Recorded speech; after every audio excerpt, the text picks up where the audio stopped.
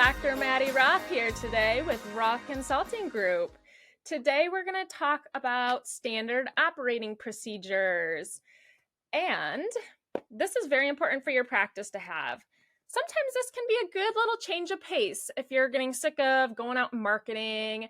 Have an SOP week. And what do we want to include in an SOP week? This is a little bit dark, but pretend like you're dead. What wouldn't get done in your business if you were dead? So that's an exercise I use every day in my business. Not that I'm planning on dying anytime soon, but you never know.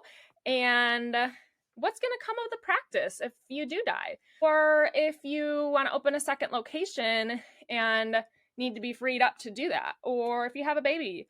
Or you just need it to run on its own. That's the first thing I asked myself. What would happen if I were dead? So one of the first things I thought about is laundry. I'm taking my laundry home every night and doing it. And some days if I don't go into the clinic, I still have to haul it back. So we got a laundry service, hired that out, and it's the best couple $100 I spend each month. Think about laundry. There's one thing. And then think about therapists. What do you need on that first day when you have a new therapist come in? Come up with a list of what you need. You need their driver's license. You need them to fill out I-9 forms. What forms do they need to fill out? What are the learning objectives for your new therapist? Assuming they're completely new to pelvic health, do you want to show them how to cup a C-section scar? Actually lay out those things. As far as the therapist training and onboarding process, that all needs to be laid out. If you die, your other therapist should be able to go through those steps with a potential new hire. How many days of shadowing is this new therapist going to have? And how many new patients are they going to have that first week? So how you assimilate them into your practice and get them up to speed, have that all written out, that's an SOP.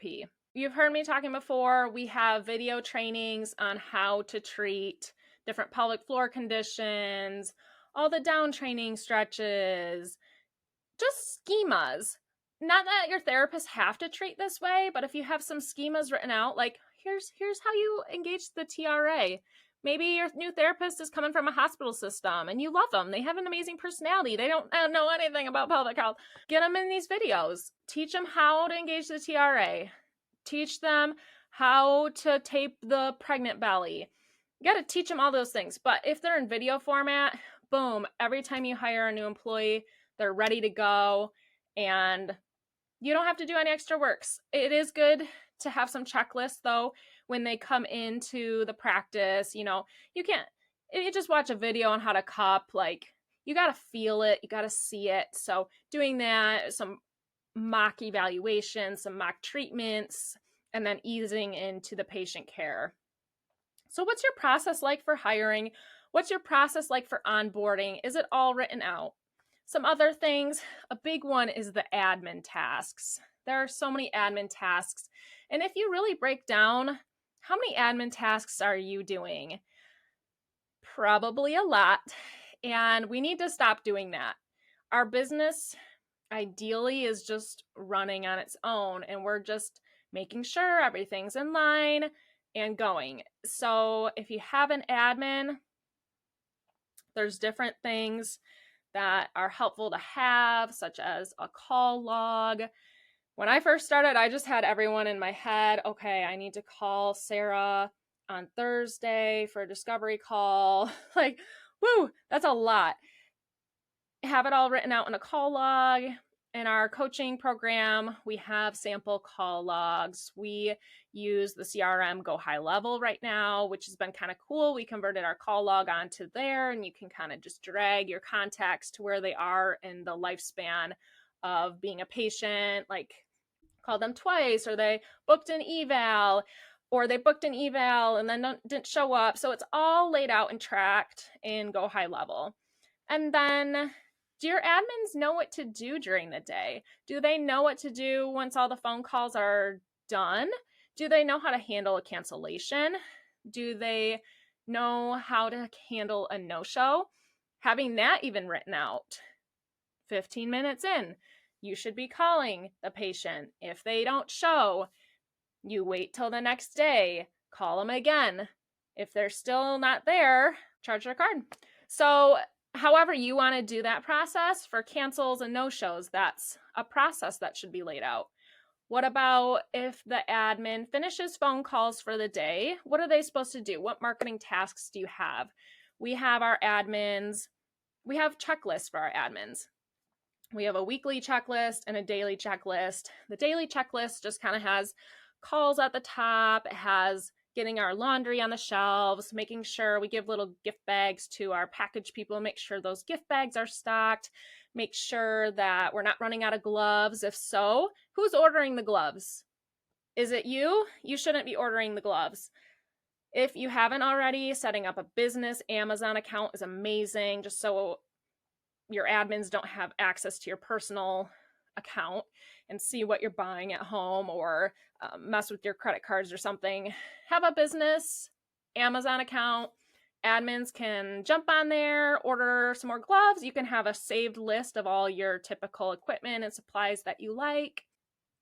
What time of the week are your admins doing different marketing things? We have every Friday, my admin writes our weekly email.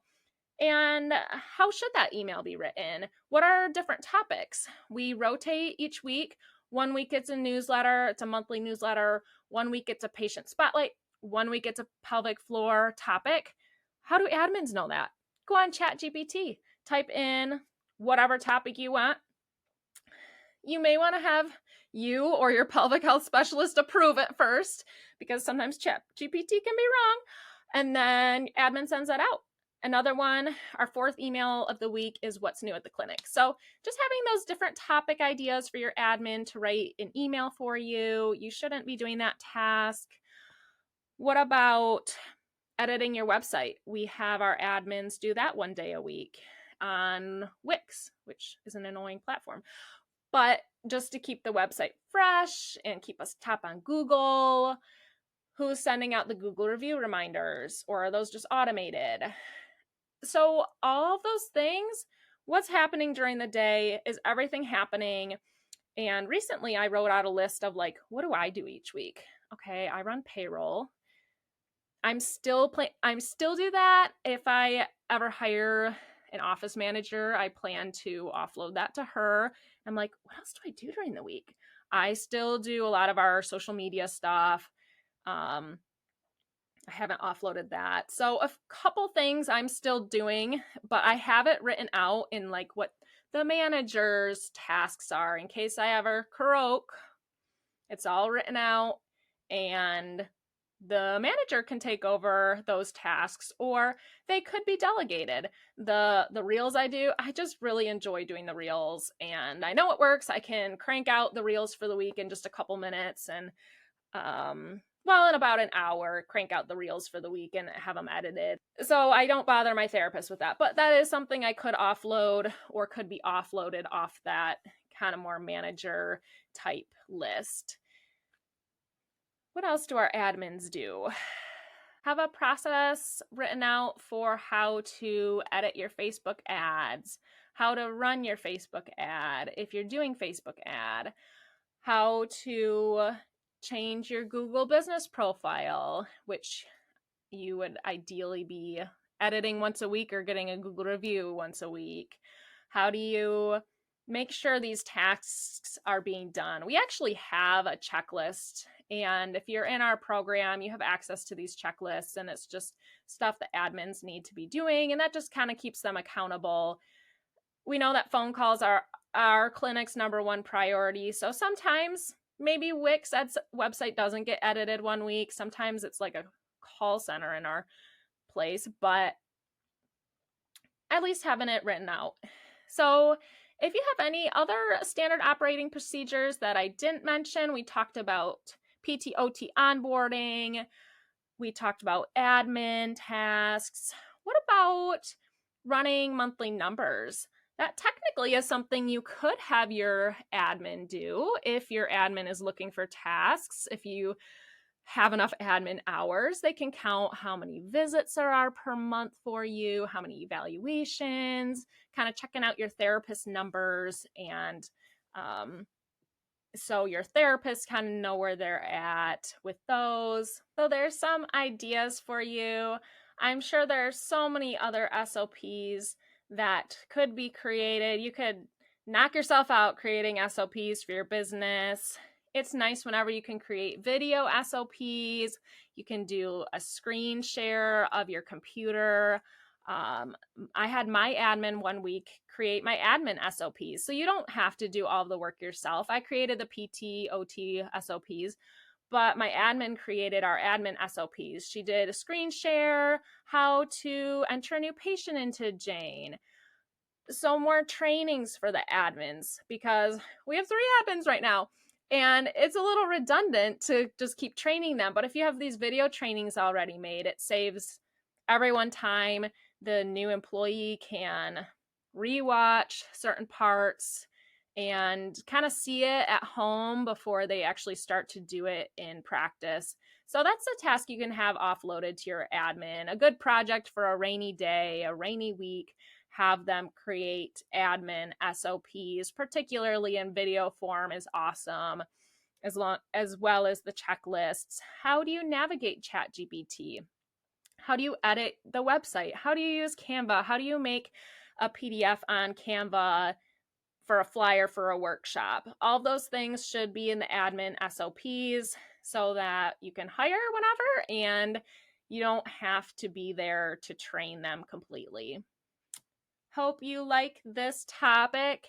Let me know what other SOPs I'm missing, because I would love to hear, because we're in the process of creating more and more SOPs and I'm sure we're missing some. I'm not that organized. Sometimes I get a little wild, so I'm sure there's more that I'm missing, but every day I kind of think of more and more and it comes together. And if you're gonna ever have a second location, having all of this laid out just makes it smooth as butter. I hope you're giving amazing care to your patients. I'm sure you are, and loving on any employees you have and just blessing the people around you. Let me know if I can do anything for you. If you need help, if you want to bounce ideas, if you want to join any of our programs, check out our Roth Consulting Group website. There might be something for you. There are a few different options as far as just starting out, haven't started yet. There's options for people that need help with some social media marketing. That's kind of our little favorite area. Or if you want more of a community feel and a group type of setting with trainings already done for you, a lot of SOPs already done for you, help with all kinds of business tactics, help running your numbers, knowing what numbers to run, check out some of our more long-term monthly programs, and that might be a great fit for you. If not, just would love to hear from you, would love to be friends with you and see what we can do to serve each other. So hope you take care. Bye.